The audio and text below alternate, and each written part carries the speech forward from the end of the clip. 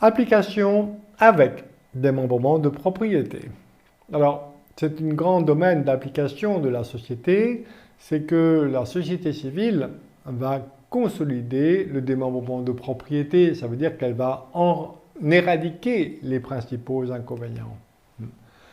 Les problèmes du démembrement, c'est que l'usufruit et le nu propriétaire ont des intérêts opposés. Donc, l'usufruitier des revenus, le nu propriétaire a une plus-value, et si possible, une plus-value à court terme, la plus forte possible. Donc, papa, maman, tu meurs quand, lorsque les nus propriétaires sont les enfants. Et une fois qu'on a donné la nue propriété d'un bien en direct, on a la perte des pouvoirs de gestion du donateur. Ça, c'est sûr. Alors, les pouvoirs de gestion du donateur varient en fonction de la nature des biens sur lesquels repose le démembrement de propriété. Mais, c'est clair, sauf pour la société civile, si les statuts ont été correctement rédigés, un immeuble, par exemple, il faut, pour le vendre, il faut l'accord de l'usufruitier et du nu propriétaire. Si tout le monde est d'accord, et les pièces rapportées donc, sont d'accord, le immeuble peut être revendu. Et en cas de vente, soit les liquidités sont partagées, et selon non pas le barème fiscal du 669 du Code général des impôts qui porte sur le démembrement de propriété, mais en fonction de la valeur économique, jurisprudence constante, mais avec un doute sur la valeur économique qui va dépendre essentiellement de la rentabilité du bien. Donc c'est le partage des liquidités, sauf à ce que tout le monde s'entende pour reporter le démembrement de propriété sur un autre bien. Encore faut-il que tout le monde s'entende. Vous voyez, c'est plein d'incertitudes en fait. Donc dans ces conditions, j'aime pas le démembrement de propriété. Je veux bien appliquer du démembrement de propriété lorsque il porte sur des parts, soit de société civile ou de SAS. Parce que un autre inconvénient du démembrement, c'est l'incertitude sur le montant des revenus. Un contrat de capitalisation, il capitalise, il n'y a pas de revenus. Alors on va me dire, ouais, mais on va faire une convention d'usufruit, alors une convention de quasi-usufruit. Donc, convention de quasi-usufruit, ça sent le roussi en termes d'abus de droit. Bon, il y a eu plusieurs jugements à ce sujet-là. Alors, vous voyez que l'opposition d'intérêt est source de tension familiale. Et plus il y a de l'argent, plus le risque de discorde, de dispute est important. Donc, on va pacifier tout ça, on va forcément forcer la pacification en interposant donc, la détention du patrimoine au sein d'une société civile. Donc voilà le 621 du Code civil qui dit que lorsque l'usufruitier nu propriétaire décide de vendre un bien, la règle c'est le partage des liquidités, sauf report du démembrement sur un bien nouvellement acquis. Et vous voyez bien que si le démembrement porte sur un immeuble, c'est le partage des liquidités selon la valeur économique et non pas le barème fiscal, alors que si le démembrement porte sur la majeure partie des parts de la société, mais je conserve toujours des parts de préférence en pleine propriété, notamment pour avoir la qualité d'associé, parce que l'usufruitier n'a pas la qualité d'associé, Cour de justice européenne.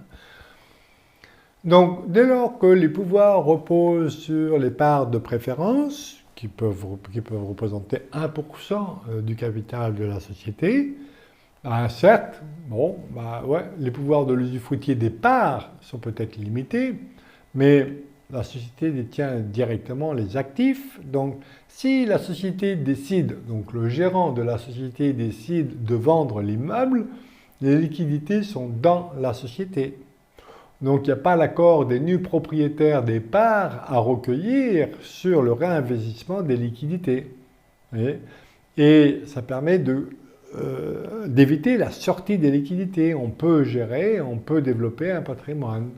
Alors qu'en cas de partage entre les parents et les enfants, il y a de fortes chances pour que au moins un enfant dépense le patrimoine familial, en fait. Enfin, la part qu'il a reçue. Voilà. Donc c'est quand même beaucoup mieux lorsque le démembrement porte sur les parts sociales. Et si c'est une société civile alliée, vous voyez que là aussi, c'est une société civile alliée, la société, si les statuts l'ont prévu, peut décider de faire une avance ou un crédit ou un prêt, pardon, à qui? À moi, tiens, que je rembourserai à mes 149 ans. Non, je plaisante, mais pourquoi pas. Hein. Et vous voyez que je vais pouvoir en plus optimiser la fiscalité par rapport à une détention indirecte parce que les choix, les options fiscales au sein d'une société civile sont assez vastes quand même. Capital faible, capital fort, affectation en réserve ou en report à nouveau. Voilà. Et en fait, la société civile va être un outil également d'optimisation juridique mais aussi fiscale.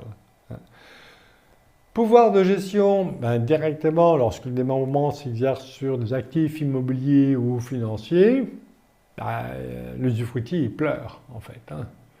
Part de société civile, l'usufruitier rigole si par ailleurs il est gérant de la société et il détient quelque part de préférence.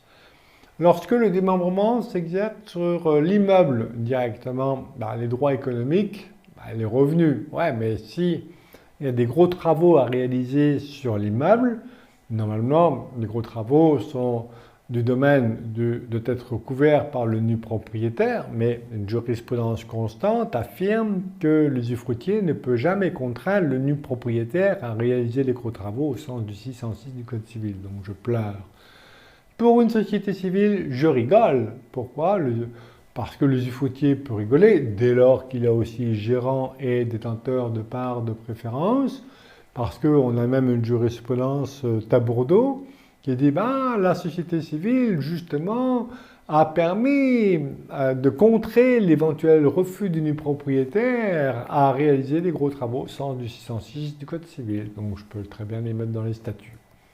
Et concernant la fiscalité, mais qui concerne uniquement les droits de mutation à titre gratuit, les DMTG, oui, c'est vrai que la donation de la nue propriété permet, bien sûr, de diminuer la base taxable selon l'âge du donateur. Là, on va se référer au barème fiscal du 669 du Code général des impôts. Mais je vais rigoler 2 fois plus avec le transfert, avec la transmission-donation de parts de société civile. Pourquoi ? Capital faible, affectation des bénéfices en report à nouveau. Et distribution éventuellement, s'ils sont gentils avec moi, affectation des bénéfices en réserve et distribution aux enfants nus propriétaires. Mais chez moi, c'est naturel. Je ne cours pas le risque de l'abus de droit parce que mon intention, elle est très claire. Puisque ce sont les enfants qui sont majoritaires au capital de la société. Vous voyez, des questions d'abus de droit peuvent se poser si les enfants sont mineurs au capital et que je fais une distribution massive à leur profit, alors que c'est moi le majoritaire en capital. Ouais, je pense que l'administration fiscale pourrait réagir pour le but principalement fiscal, mais moi je conseille que les enfants sont mineurs pour 99% du capital de la société. Il est naturel qu'ils reçoivent le dividende. Mais quand bien même s'ils reçoivent le dividende, mais que si le fondateur, le dirigeant, le gérant veut s'approprier la majeure partie du dividende grâce à une clause appropriée dans les statuts, car je le rappelle, sinon il faudra l'accord unanime avant la clôture de l'exercice et une clause et une répartition par convention qui soit déposée auprès de l'administration fiscale, c'est plutôt contraignant. Donc vive la clause statutaire, mais si par la clause statutaire, moi, minoritaire en capital, je perçois la majeure partie du dividende, c'est très profitable pour l'administration fiscale. Parce que ça revient dans le patrimoine, je suppose que quand même, je suis plus imposé que mes enfants, non seulement ça, mais en plus, si je meurs aussitôt, les biens qui ont été distribués à mon profit supporteront les droits de mutation à titre gratuit.